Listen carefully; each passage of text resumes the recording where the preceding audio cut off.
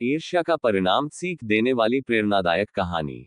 ईर्ष्या, जलन एक ऐसा नकारात्मक भाव है जो हमारी बुद्धि को भ्रमित कर देता है।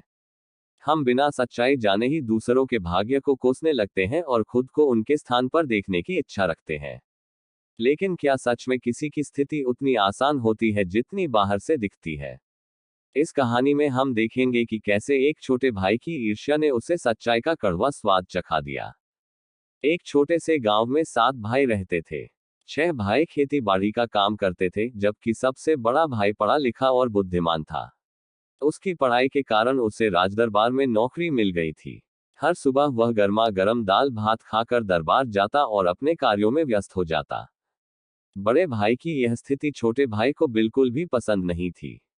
वह सोचता, हम सारा दिन खेतों में मेहनत करते हैं, लेकिन हमें ठंडा खाना मिलता है, जबकि बड़े भाई को बिना मेहनत किए सबसे अच्छा भोजन मिलता है। ये कितना अनुचित है।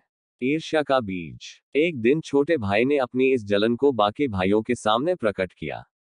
उसने कहा, बड़े भाई को दरबार में कोई मेहनत नहीं करनी पड़ती, फिर भी उसे सबसे बढ़िया खाना मिलता है। हम खेतों में दिन भर मेहनत करते हैं और हमें साधारण ठंडा भोजन ही मिलता है। ये बिल्कुल गलत है। बाकी भाइयों ने उसे समझाने की कोशिश की।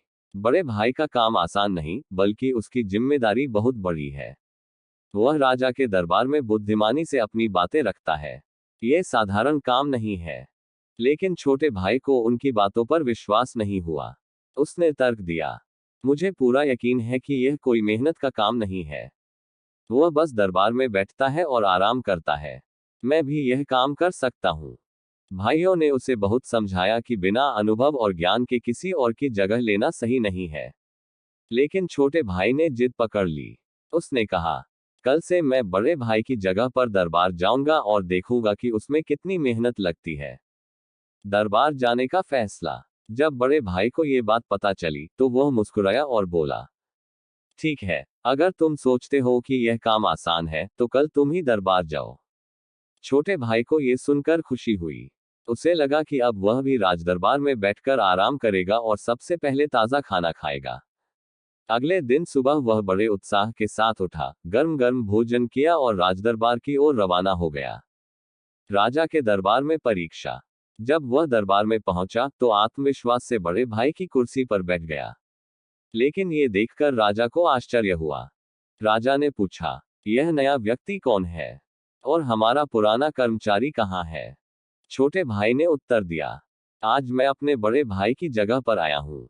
मैं भी उनकी तरह बुद्धिमान हूँ और उनकी जगह काम कर सकता हूँ।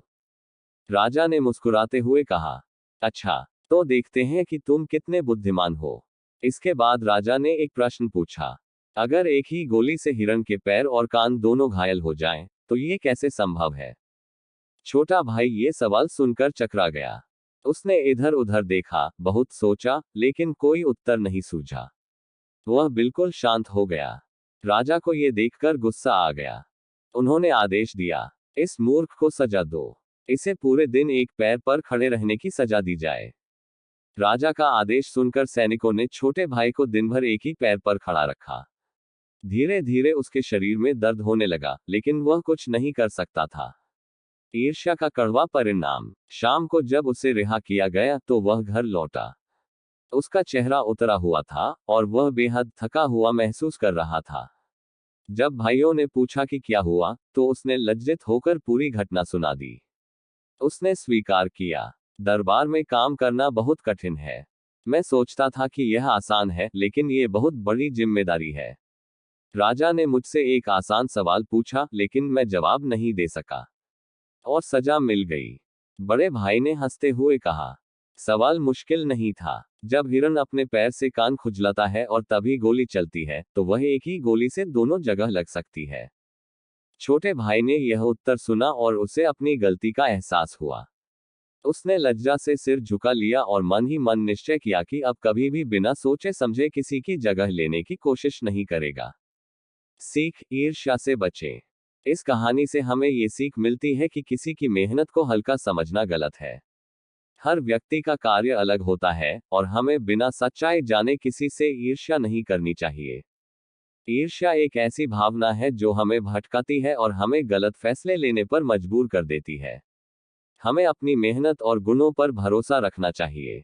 दूसरों के भाग्य को देखकर जलने के बजाय खुद को बेहतर बनाने की कोशिश करनी चाहिए। अगर आपको ये कहानी पसंद आई हो तो इसे अपने दोस्तों और परिवार के साथ जरूर शेयर करें। ऐसे ही और प्रेरणादायक और शिक्षाप्रद कहानियां पढ़ने और सुनने के लिए हमारे चैनल को सब्सक्राइब करें।